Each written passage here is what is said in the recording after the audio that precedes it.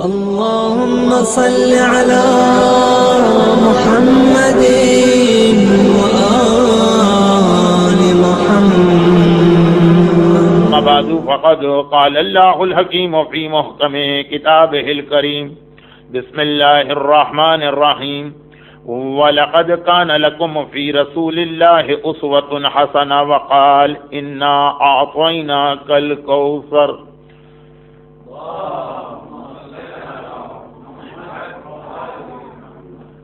آج کا پورا دن کیونکہ ایک بہت بڑی عید تھا تو اس لیے آج رات کی یہ اسپیچ یا لیکچر بھی امام حسن علیہ السلام ہی کے حوالے سے ہوگا. اور ایک دو اناؤنسمنٹ ہیں جو میں مجلس کے شروع میں بھی کر رہا ہوں اور اگر یاد رہا تو آخر میں بھی کروں گا کہ چونکہ اب 7 بجے مغرب کی نماز ختم ہو جاتی ہے اور 8:30 بجے ہمارا لیکچر شروع ہو رہا ہے، تو یہ بہت گیپ ہے. جو لوگ نماز اور افطار کا ثواب لینا چاہتے ہیں تو تقریر کے لیے ان کا ٹھہرنا ٹائم کا ویسٹیج ہے، تو جو تقریر سننا چاہتے ہیں تو پھر نماز چھوڑنا پڑتی ہے. اس لیے یہ میں نے ایک سجیشن دیا ہے اور شاید اس پہ کل سے عمل ہو کہ 8 بجے دعا افتتاح شروع ہو جائے اور 8:15 میرا بیان ہو. ویک ڈیز کے اندر جب بچوں کو بھی اسکول جانا ہوتا ہے نیکسٹ ڈے اور بڑوں کو بھی کام پر اور جاب پر 45 منٹس کا لیکچر ہوا کرے گا جیسے رمضان کے پہلے ویک میں ہوا تھا. شاید آخر میں میرے پاس ٹائم نہ ہو یا میں بھول جاؤں تو میں نے شروع میں یہ بتا دیا، انشاءاللہ آخر میں بھی ریپیٹ کروں گا. قرآن کریم کی جس آیت کی میں نے کل تلاوت کی تھی، جس کے لیے میں نے کہا تھا کہ یہ آیت اللہ کا ایک پرومس تھا اور اللہ کا ایک ایسا وعدہ تھا کہ سب مسلمان ویٹ کر رہے تھے کہ آخر انا اعطیناک الکوثر، رسول کو یہ کوثر کب ملے گی کہ جس کے بعد اسلام کو اور رسول کو ایک پروٹیکشن ملے گا، یعنی رسول کے مر جانے سے اسلام کو نقصان نہیں پہنچے گا. تو 15 رمضان 2 یا 3 ہجرہ.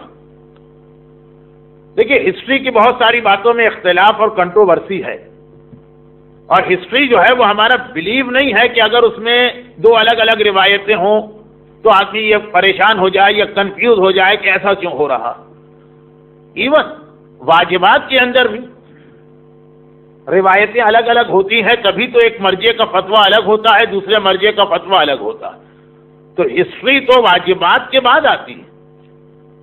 عقیدہ بلیف اس میں کوئی اختلاف نہیں ہوگا، نہ کسی مرجع کا، نہ کسی عالم کا، نہ کسی شیعہ کا. عقیدہ ایک ہوتا ہے. اس کے بعد پھر واجبات کے اندر اختلاف ہے، تبھی ہم مختلف مجتہدین کے فتوے دیکھتے اور سنتے رہتے ہیں. اس کے بعد کہیں جا کے ہسٹری آتی ہے. تو ہسٹری میں سب سے زیادہ جو کنٹروورسیز کہیے یا کنٹراڈکٹری روایات کہیے وہ ہسٹری میں. اس لیے اگر اس کے اندر آپ اسپیشلی ڈیٹس کے حوالے سے کچھ اختلاف سنیں تو اس کو کوئی بہت بڑا ایشو نہ بنائیے گا، اسے کوئی بہت بڑا ایشو نہ سمجھیے گا. جیسا میں نے کہا واجبات میں بھی جب ایک مرجع کہتا ہے کہ یہ روایت میرے نزدیک اتھینٹک نہیں ہے، دوسرا کہتا ہے کہ یہ اتھینٹک ہے، تو اسی طرح سے ہسٹری. یہ میں نے اس لیے بھی کہا کہ حضرت خدیجہ کے بارے میں جو میں نے اپنا ایک اوپینین دیا تھا یہ ریسرچ، بہت سارے علماء اس سے ایگری نہیں کرتے، وہ وہی جو فیمس قول ہے اس کو کوٹ کرتے ہیں.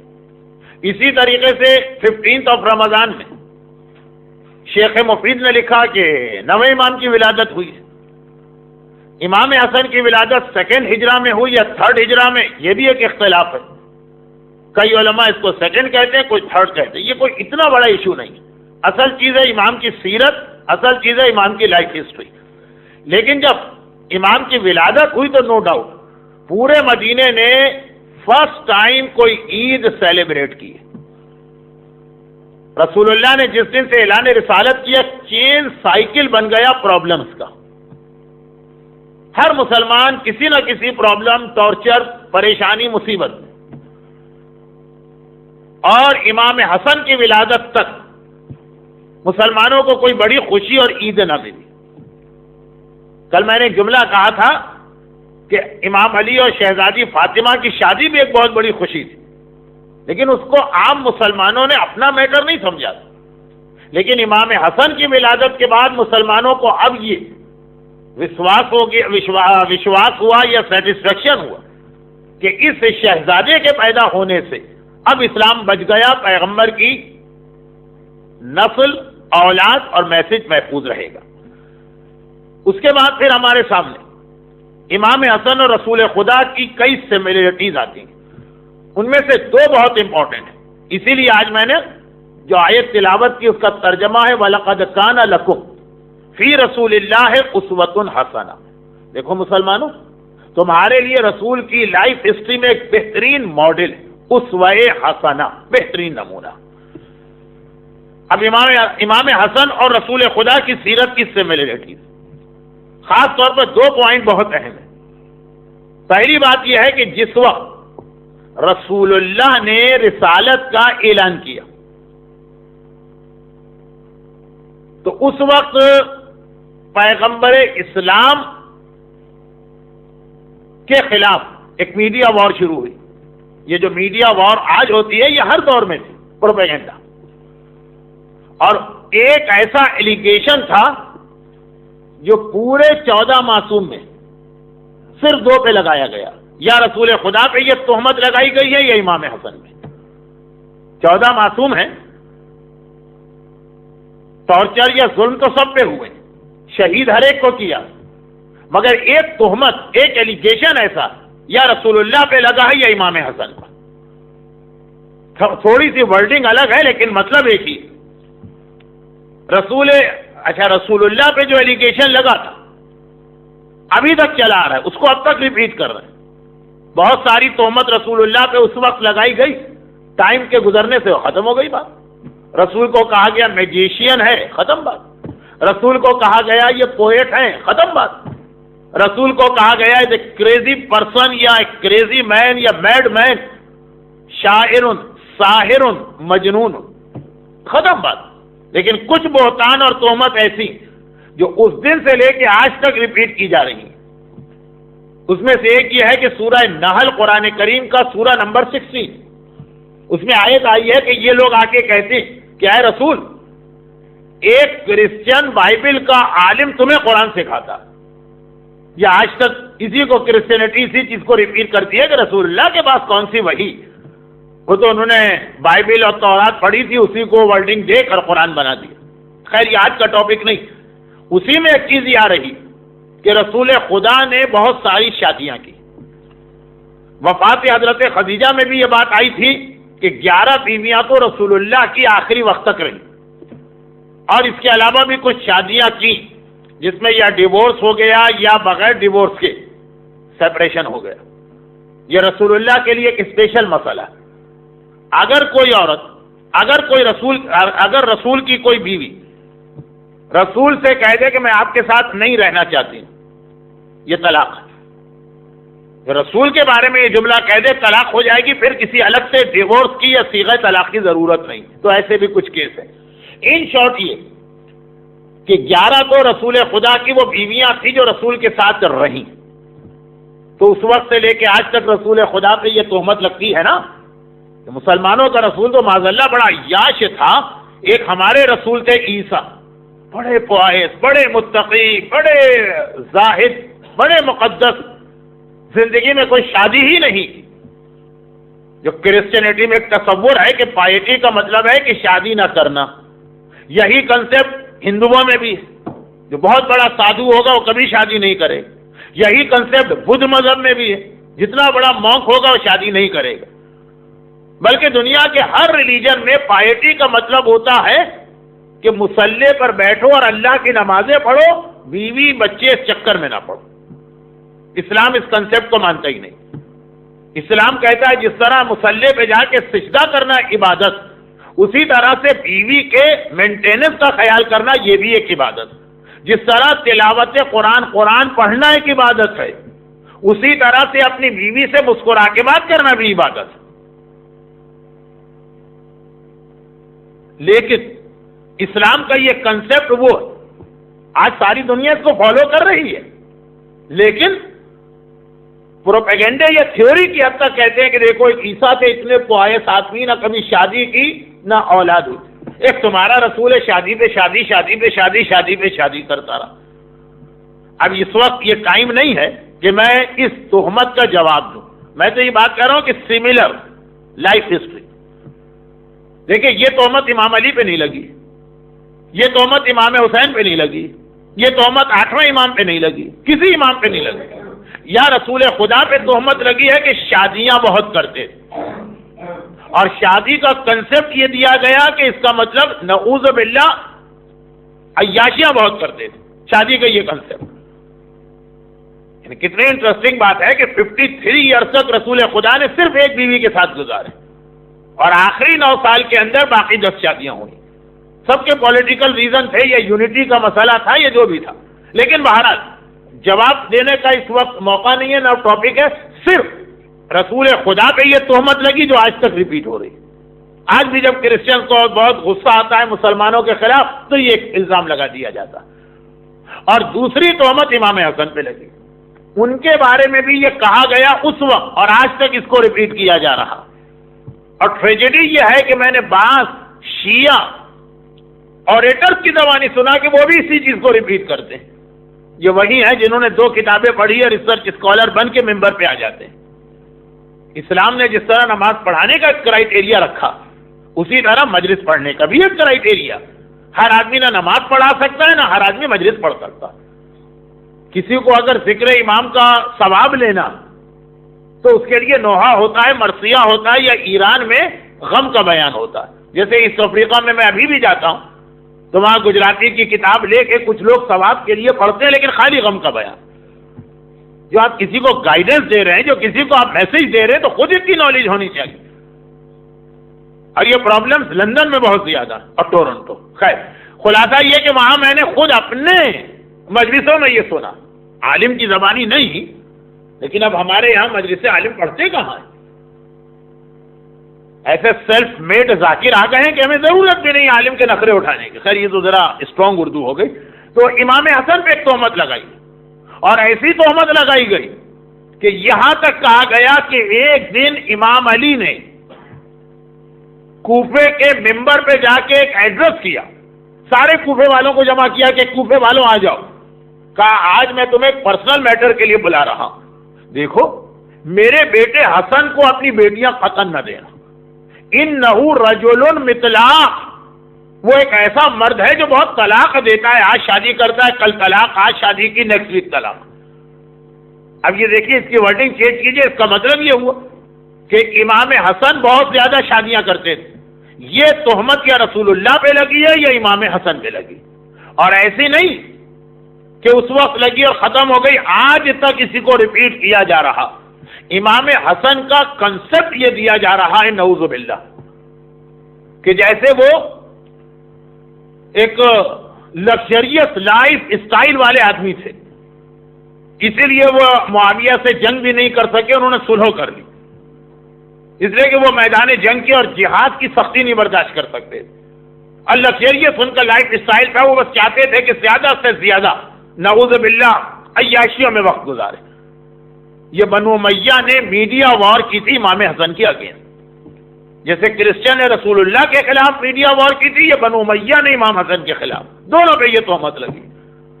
جبکہ امام حسن کی پائیٹی کا اندازہ اس بات سے کریں کہ ایک بہت بڑا امتحان امام حسن کو دینا پڑا. یہ امام حسین کا بھی نہیں ہوا.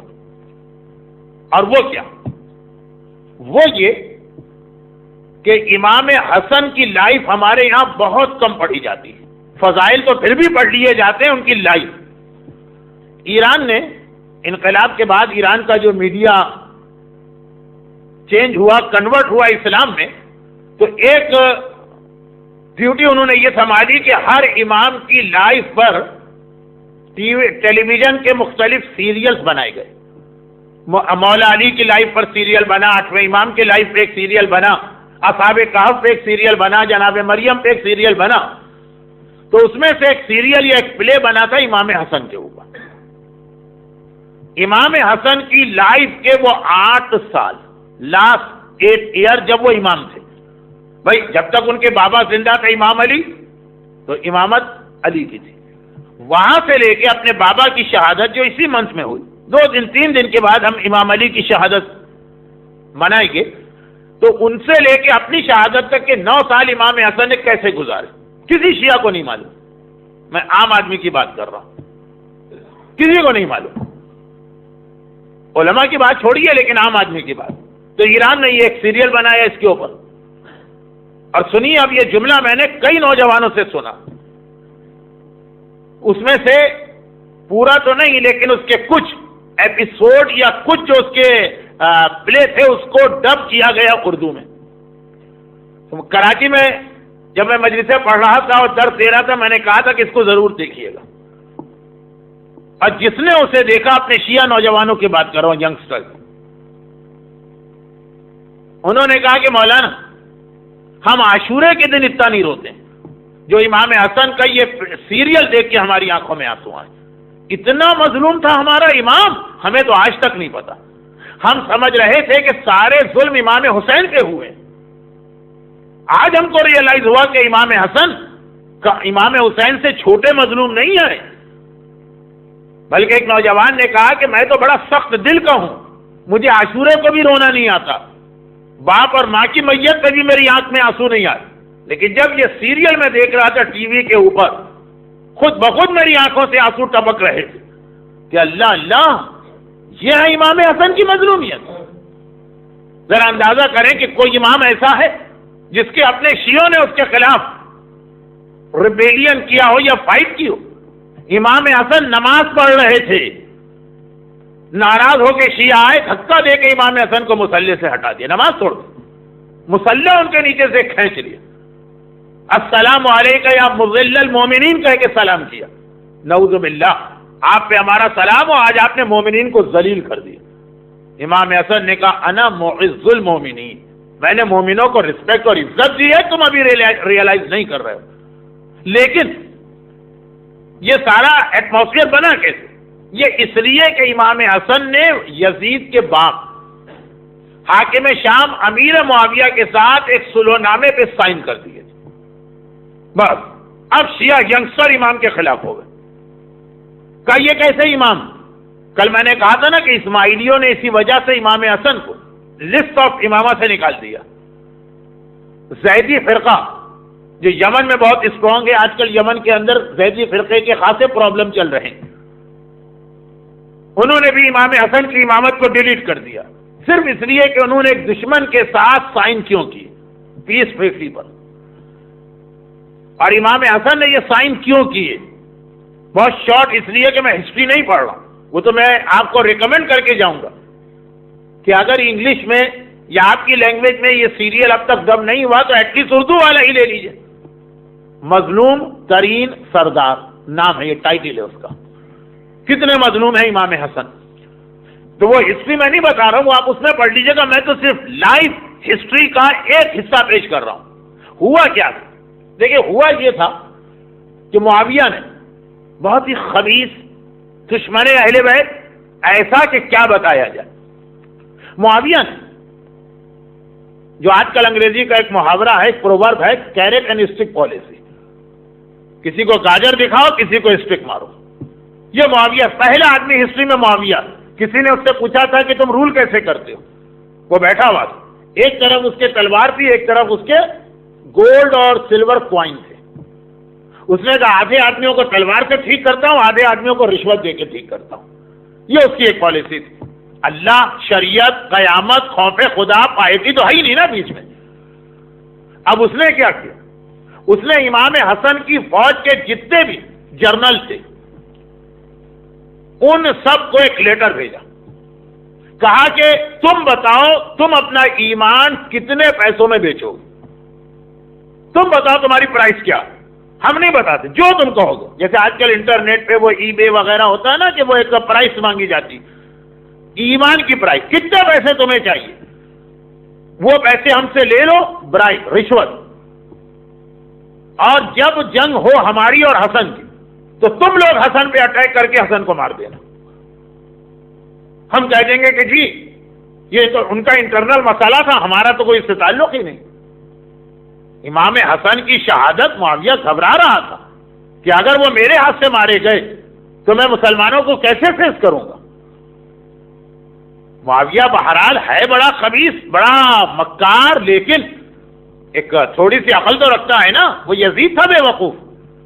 معاویہ نے اپنی لاسٹ ول میں یزید سے کہا تھا کہ حسین کو ٹچ نہ کرنا، اگر حسین کو شہید کیا تو اس کا جو ریزلٹ ہوگا پھر تم سے نہیں سنبھالی جائے گی حکومت. لیکن یزید تھا بالکل ینگ، 34 سال کا جوان، کرسی پر بیٹھا، اس کا دماغ خراب ہو گئے، اس نے غلطی کی جس کی وجہ سے یزید 3 سال سے زیادہ حکومت نہیں کر سکا. معاویہ 20 سال کھینچ گیا کیونکہ ایک پولیٹیشین تھا. تو وہ حسن کو شہید نہیں کرنا چاہتا تھا، پتا تھا کہ رسول کا بیٹا ہے، ان کے خون کا جو ریزلٹ نکلے گا ہم نہیں اس کو برداشت کر سکیں گے، ہم اس کو نہیں ہینڈل کر سکیں گے.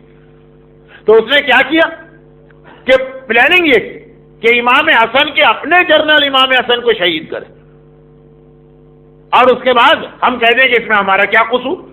چنانچہ اس نے امام حسن کے ہر سردار سے کہا، فوج ہے، فوج میں کئی ڈویژن ہوتے ہیں، ہر ڈویژن کا ایک کمانڈر ہوتا، سب کو لیٹر بھیج، تم اپنی پرائز بتاؤ، تمہاری پرائز کیا، سیلنگ پرائز بتاؤ، ایمان خریدنا ہے ہمیں تمہارا. مولا کے بہت بڑے صحابی ہیں مقداد، چھٹے امام رسول اللہ کے صحابیوں کی ایک لسٹ بناتے ہیں according to their merit. Top of the list ہے سلمان فارسی، نمبر 2 ہے ابو ذر، نمبر 3 ہے مقداد. یہ رسول خدا کے 120,000 جو صحابی ہیں 1,20,000 ان میں 3rd ہائیسٹ اسٹیٹس رکھتے ہیں. لیکن چھٹے امام کہتے ہیں کہ اوور آل اگر کوالٹیز دیکھی جائے تو یہ 3rd، لیکن ایک کوالٹی ان میں ایسی ہے جس میں یہ سلمان سے بھی افضل. پھر پوری تقریر ہو جائے گی. یہ مقداد جو تھے نا، ینگسٹر ان کے پاس جاتے تھے اور کہتے تھے کہ مقداد تم کتنے لکی ہو کہ تم نے رسول اللہ کا زمانہ دیکھا تھا، ہم تو پیدا بعد میں ہوئے، ہم نے رسول اللہ کا زمانہ نہیں دیکھا.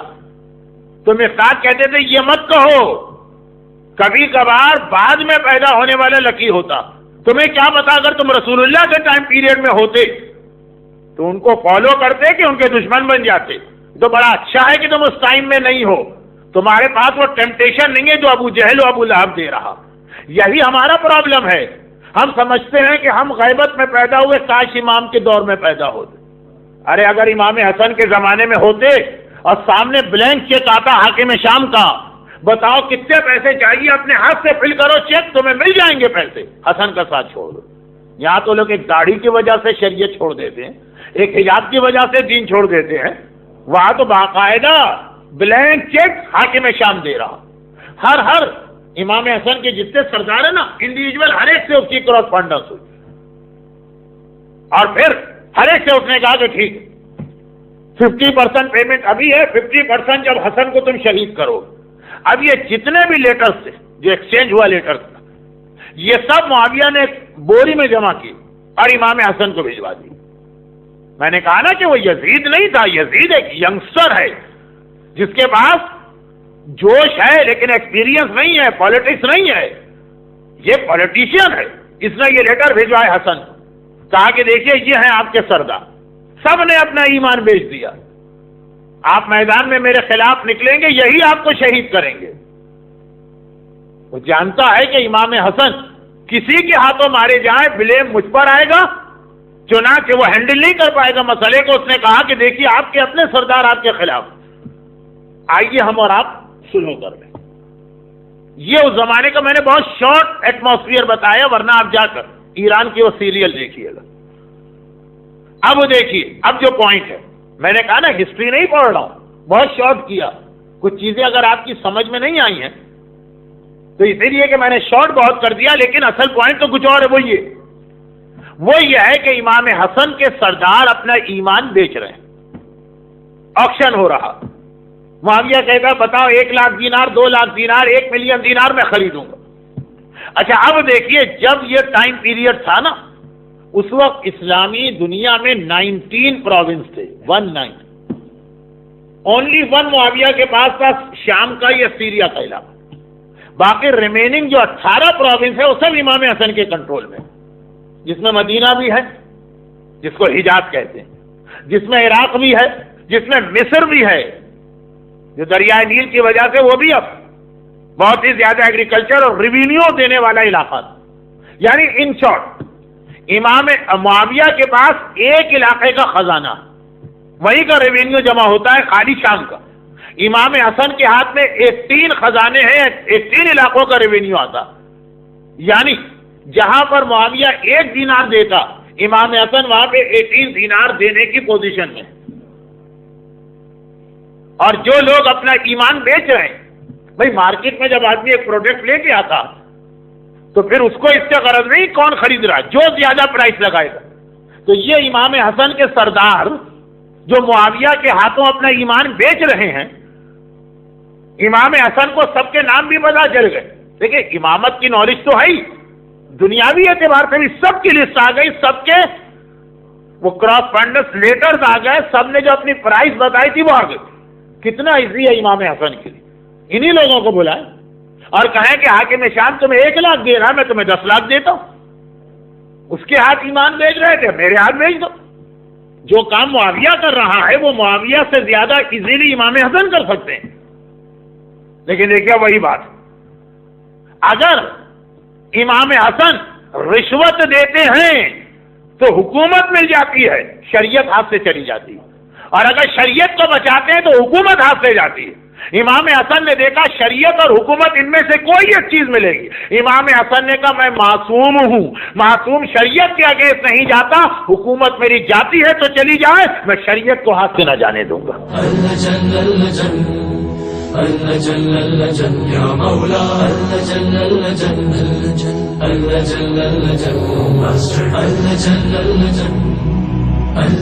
يا صاحب السماء